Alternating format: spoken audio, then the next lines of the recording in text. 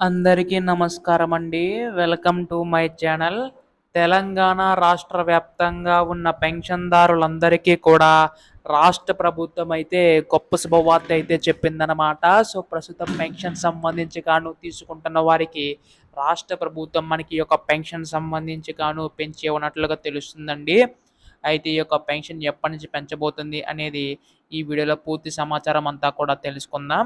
పెన్షన్‌దారులందరూ కూడా వీడియోనైతే పూర్తిగా చివరి వరకు అయితే చూడండి.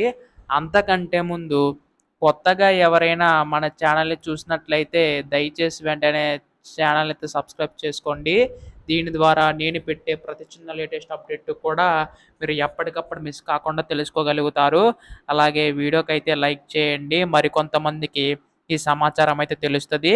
ఇంకా ఆలస్యం చేయకుండా వీడియోలోకైతే వెళ్ళిపోదాం. సో, ప్రస్తుతం ఇక్కడ ఆసరా పెన్షన్ సంబంధించి గాను ఆసరా పెన్షన్‌ని రద్దు చేస్తూ దాని స్థానంలో మనకి ఆసరా చేయూత పెన్షన్ అనేదైతే తీసుకురావడం అయితే జరిగిందండి. అయితే ఇందులో మనకి ముఖ్యంగా చూసుకున్నట్లయితే ఈ యొక్క పెన్షన్ పెంపుకైతే సిద్ధమవుతున్నట్లుగా తెలుస్తుందనమాట రాష్ట్ర ప్రభుత్వం అయితే. సో, దాదాపుగా 43,00,000 మంది ఉన్న పెన్షన్‌దారులకు ఈ యొక్క పథకం ద్వారా లబ్ధి చేకూరుతుందనమాట. సో, దీనికి సంబంధించి గాను రాష్ట్ర ప్రభుత్వం ఏంటంటే కీలక అప్డేట్ అయితే ఇచ్చిందనమాట. ఇందులో ముఖ్యంగా చూసుకున్నట్లయితే ఇక్కడ మనకి వృద్ధాప్య పెన్షన్ సంబంధించి గాను వృద్ధులు, వితంతులు, ఒంటరి మహిళలకి రూ. 2,000 తీసుకుంటున్నారు కదా! సో, వారికేంటంటే రూ. 4,000 వరకు కూడా పెంచే అవకాశం ఉందండి. అలాగే రూ. 3,000 తీసుకుంటున్న వారికి రూ.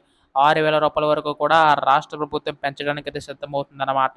సో, ఎన్నికల టైంలో అయితే రాష్ట్ర ప్రభుత్వం హామీ అయితే ఇవ్వడం అయితే జరిగింది కదండీ! ఈ యొక్క ఆసరా చేయూత పెన్షన్ సంబంధించి గాను. సో, ప్రస్తుతం మనకి ఈ యొక్క నిధులనేవైతే పెంచడానికైతే సిద్ధమవుతుందండి. ఇప్పటికే మనకి అనేక పథకాలనేవైతే హామీ అయితే ఇవ్వడం అయితే జరిగింది కదా! అవన్నీ కూడా ఒక్కొక్కటి అమలు చేసుకుంటూ రావడం అనేది జరుగుతుందండి రాష్ట్ర ప్రభుత్వం అయితే.